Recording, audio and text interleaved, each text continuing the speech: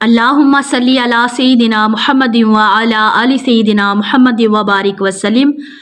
Daily Islamic network YouTube channel پر آپ سب کو خوش آمدید۔ کچھ باتیں ایسی ہوتی ہیں، کچھ واقعات ایسے ہوتے ہیں کہ جن کو سن کر یا پڑھ کر انسان کی طبیعت میں ایک خوشی آ جاتی ہے، پڑھتے ہیں سنتے ہیں ایک سرور آ جاتا ہے، کیفیات آ جاتی ہیں۔ اور کچھ احادیث بھی ایسی ہوتی ہے کہ جنہیں سن کر اس کے آگے پھر سارے رنگ، ساری رعنائیاں، ساری رونقیں ختم ہو جاتی ہیں کہ اتنی گہری بات، اتنی پیاری باتیں۔ نبی پاک علیہ الصلوۃ والسلام نے ایک مرتبہ اصحاب موجود ہے، چاروں خلفائے راشدین موجود ہیں، تو نبی پاک علیہ الصلوۃ والسلام نے ابو بکر صدیق سے فرمایا، حضرت ابو بکر صدیق سے، کہ اگر میں آپ کو اپنا جبہ مبارک عطا کروں تو آپ اس کی برکت سے کیا کریں گے؟ حضرت ابو بکر صدیق نے فرمایا کہ میں ساری دنیا میں حق اور صداقت، سچائی پھیلا دوں گا۔ نبی پاک علیہ الصلوۃ والسلام نے فرمایا بات آپ کی بالکل ٹھیک ہے، لیکن آپ اللہ کی مراد تک نہیں پہنچے، جو اللہ تعالیٰ کے راز ہیں اس تک آپ نہیں پہنچے۔ پھر آپ نے عمر بن خطاب سے فرمایا کہ اے عمر، اگر آپ کو میں یہ جبہ مبارک عطا کروں تو اس کی برکت سے آپ کیا کریں گے؟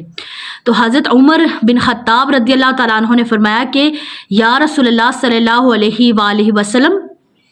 پوری دنیا میں عدل و انصاف قائم کر دوں گا۔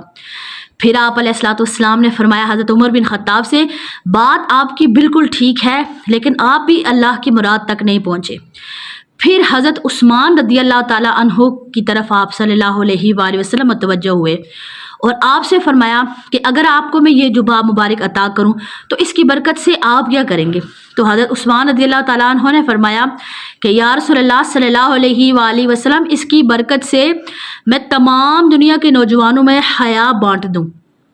تمام مسلمان مردوں اور عورتوں کو، نوجوانوں کو حیادار بنا دوں۔ پھر آپ علیہ الصلوۃ والسلام نے فرمایا ان سے کہ بات آپ کی بالکل سچ ہے، بالکل ٹھیک ہے، لیکن آپ بھی اللہ کی مراد تک نہیں پہنچے۔ پھر حضرت علی رضی اللہ تعالیٰ عنہ کی طرف متوجہ ہوئے اور فرمایا کہ اے علی، اگر آپ کو میں یہ جبہ مبارک عطا کروں تو آپ کیا کریں گے؟ تو حضرت علی نے جواب دیا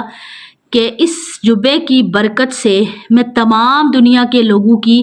پردہ پوشی کروں گا، ان کے عیبوں پر پردہ ڈال دوں گا، ان کے گناہوں پر پردہ ڈال دوں گا۔ نبی پاک مسکرائے اور فرمایا کہ اے علی، آپ اللہ تعالیٰ کی مراد تک پہنچ گئے، اللہ کے جو سارے راز ہیں ان تک آپ پہنچ چکے اور آپ کا ہی حق بنتا ہے۔ اسی طرح ایک مرتبہ حضرت علی رضی اللہ تعالیٰ عنہ تشریف فرما ہیں، تو حضرت ابو بکر صدیق رضی اللہ تعالیٰ عنہ حضرت علی کے پاس آئے، حضرت علی کے پاس آئے اور کہنے لگے کہ آپ کو پتہ ہے کہ رسول اللہ صلی اللہ علیہ وآلہ وسلم نے کیا فرمایا؟ حضرت علی پوچھنے لگے کہ کیا فرمایا؟ ابو بکر صدیق نے جواب دیا کہ رسول اللہ صلی اللہ علیہ وآلہ وسلم نے ارشاد فرمایا ہے کہ حضرت علی جنت میں جنت کی ٹکٹیں بانٹیں گے، لوگوں میں جنت تقسیم کریں گے۔ تو حضرت علی ان کی بات سن کر بڑا مسکرائے اور فرمایا کہ آپ کو پوری بات شاید نہیں پتہ، یا آپ نے پوری بات رسول اللہ کی نہیں سنی، آپ کو معلوم نہیں کہ رسول اللہ صلی اللہ علیہ وآلہ وسلم نے مجھ سے کیا فرمایا تھا۔ ابو بکر صدیق پوچھنے لگے کہ کیا فرمایا تھا؟ تو حضرت علی کے فرمانے لگے کہ رسول اللہ صلی اللہ علیہ وآلہ وسلم نے مجھ سے یہ فرمایا تھا کہ اے علی، جنت کی ٹکٹ اسے دینا جو ابو بکر صدیق سے محبت رکھتا ہو، جو ابو بکر صدیق سے بغض رکھتا ہو وہ جنت میں جانے کے قابل نہیں ہے۔ ابو بکر صدیق نبی پاک علیہ الصلوۃ والسلام کے سب سے قریبی دوست اور نبی پاک پر سب سے پہلے ایمان لانے والے مسلمان، اور آج بھی نبی پاک کے ساتھ ہیں، زندگی میں بھی ساتھ رہے اور جنت میں بھی نبی پاک علیہ الصلوۃ والسلام کے ساتھ ہوں گے۔ سبحان اللہ۔ جنت میں نبی پاک علیہ الصلوۃ والسلام ارشاد فرماتے ہیں کہ میں نے ایک محل دیکھا، اتنا خوبصورت محل جس کے 8 دروازے، اور ہر دروازے سے آپ علیہ الصلوۃ والسلام فرماتے ہیں کہ خوش آمدید، ویلکم کی آوازیں آ رہی ہیں۔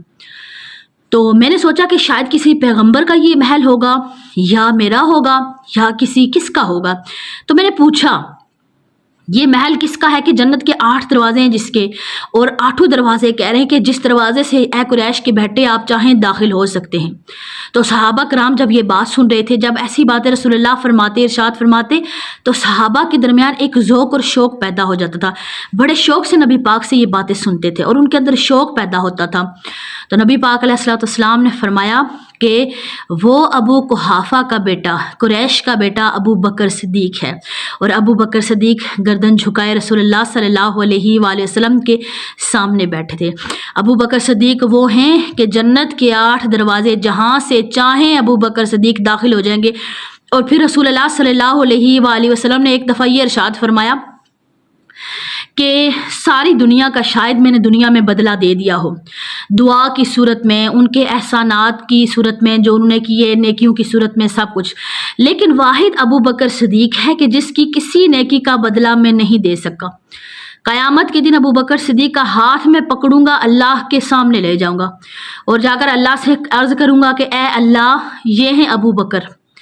بڑی نیکیاں کی ہیں انہوں نے اسلام کے ساتھ، بڑی نیکیاں کی ہیں میرے ساتھ،